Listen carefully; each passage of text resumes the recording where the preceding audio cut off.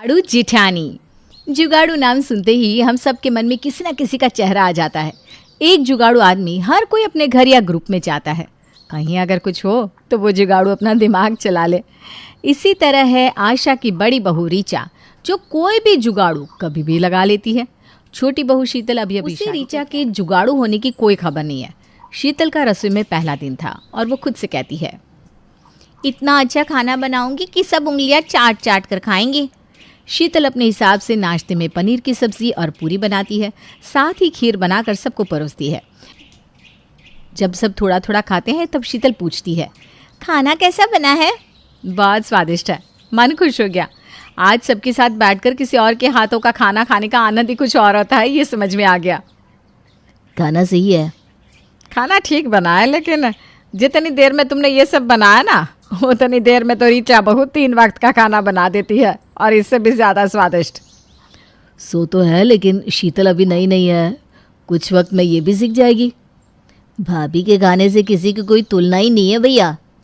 शीतल का मुंह छोटा सा हो जाता है, वो कुछ नहीं कहती। तब रीचा कहती है, शीतल तुम अब आराम करो, मैं दोपहर का और रात का खाना बना दूंगी। ठीक है भाभी, मैं आपके साथ रहूँगी, देखूँगी आप कैसे काम करती हो। अरे नहीं, अभी तो पूरी ज़िंदगी पड़ी है काम के लिए, तुम थोड़ा आराम कर लो ना आज। रीचा आराम से खा पीकर अपने कमरे में चली जाती है और सो जाती है। फिर आराम से वो 2 बजे उठती है। इधर शीतल सोचती है, भाभी तो अभी तक सोई हुई है, थोड़ी देर में सब खाने के लिए आ जाएंगे, भाभी को उठा देती हूँ। शीतल रीचा के कमरे में जाती है और कहती है, भाभी बहुत देर हो गई है, मैं भी आपके साथ रसोई में चलती हूँ। अरे बाबा, अभी 10 मिनट में खाना बनकर तैयार हो जाएगा, तुम देखो सब आएंगे उसके पहले मेरा काम हो गया होगा। रीचा रसोई में जाती है और फटाफट एक ही कुकर में चावल और दाल दोनों चढ़ा देती है। जब तक चावल दाल बनकर तैयार होगा उतनी देर में कच्चे आलू की सब्जी बना लूँगी। रीचा कच्चे आलू को काट कर उसकी सूखी सब्जी बना देती है। फिर कुकर में से दाल निकाल कर छौंक लगा देती है। 2:15 बजे तक सब खाने की मेज़ पर आ जाते हैं और रीचा खाना लगा देती है, खाने के साथ अचार, पापड़ और सलाद भी। बहू, दाल की खुशबू तो ज़बरदस्त आ रही है। जी मम्मी जी, मैंने आपके हिसाब से बनाया सब कुछ। आशा शीतल से कहती है, देखा शीतल, रीचा ने क्या ज़बरदस्त खाना बनाया है, वो भी बस 15 मिनट में।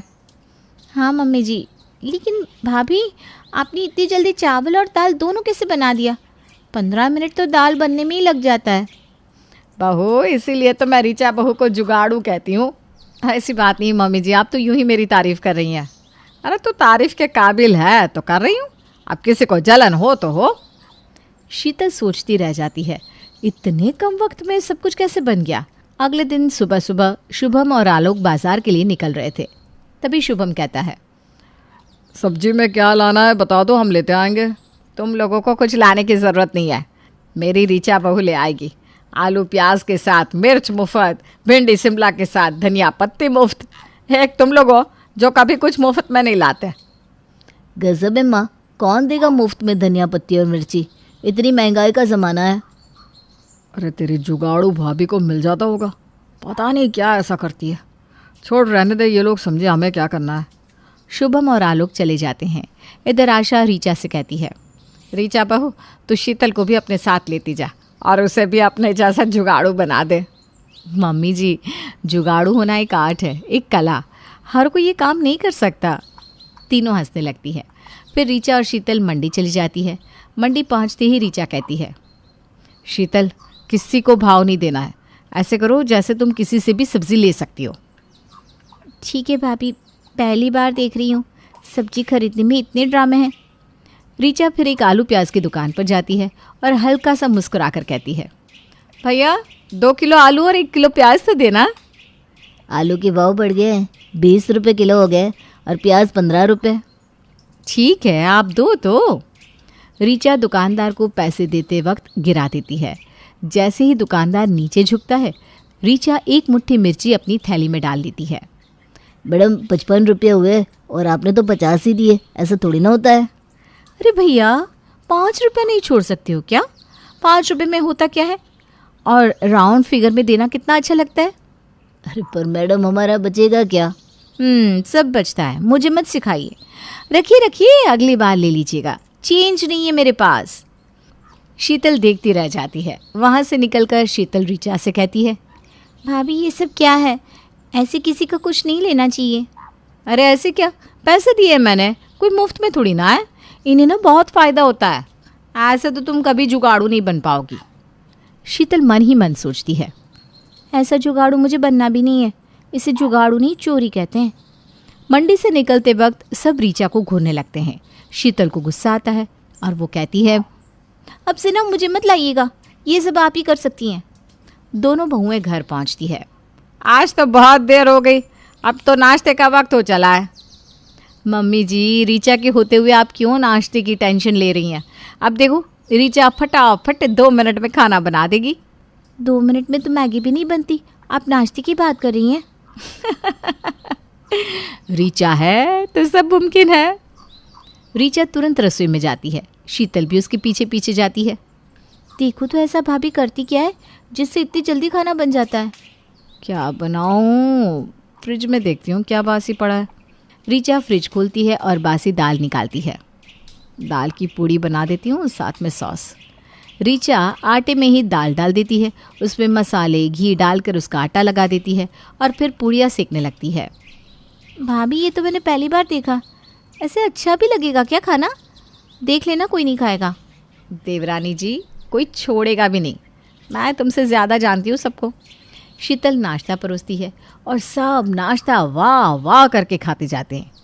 भाभी क्या पूड़ियाँ बनाई है, ऐसे तो बाजार में भी नहीं मिलता। अब हफ्ते में 1 दिन मुझे यही खाना है। हाँ बना दूंगी, इसमें कौन से हाथी घोड़े लगते हैं। शीतल बस चुपचाप सब देखती रहती है। इसी तरह दिन बीतने लगते हैं।